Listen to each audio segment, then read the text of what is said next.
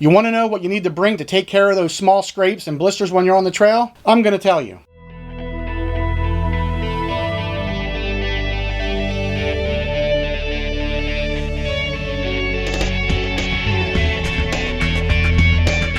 What's up, backpackers? I'm Dan. Welcome to Backpacking Adventures, where we talk about backpacking, hiking, and gear. And if you're new to this channel and those things interest you, consider subscribing and make sure you hit that bell notification so you don't miss a thing.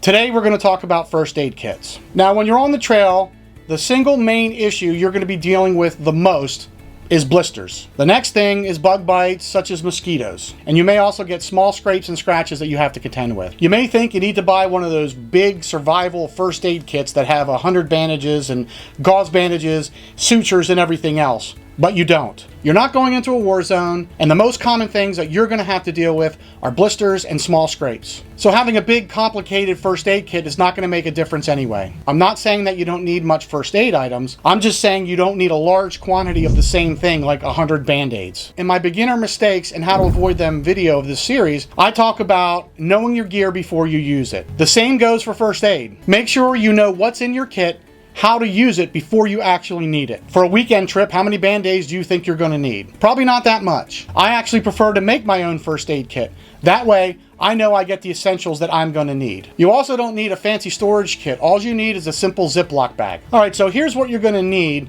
to handle most of the issues you're going to have on the trail. Your most frequent issue is most likely going to be blisters, so you're going to need some way to treat them. You will need a needle so you can pop the blister. I take a safety pin, so you need something to cover it so it doesn't get worse. There are things such as moleskin, Leukotape, and even duct tape will work. Moleskin, or second skin as sometimes it's called, is a piece of material that has a sticky back that you can stick over the blister. This protects the blister from rubbing against your shoe, your sock, or whatever's causing the blister. Leukotape is a strong medical tape that you can find at any pharmacy or grocery store. This tape is what I prefer, and it's very adhesive. You're also probably going to carry a small pair of tweezers. This can be used to remove splinters and even ticks. Now let's talk about what medicines you need. First, if you take prescription medications, you're going to want to make sure you have them with you when you're on the trail. The most frequently used medication you're going to use out there is simple ibuprofen or acetaminophen for your general aches and pains. You'll want some kind of antibacterial such as Neosporin, because when you get blisters or cuts, you don't want them to get infected. You can also take hydrocortisone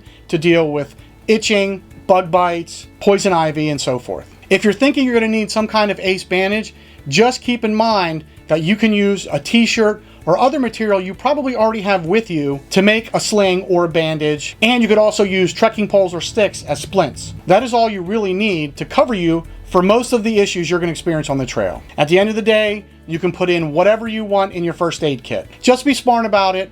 Only take what you're going to need for the duration of the trip, and make sure you know how to use what's in it. Tell me any experiences you've had where you needed to use first aid on the trail. Let me know in the comments below. If you like this video, make sure you subscribe, give it a thumbs up, and don't forget to hit that bell notification so you don't miss a thing. Thanks for watching, see you next time, and go explore.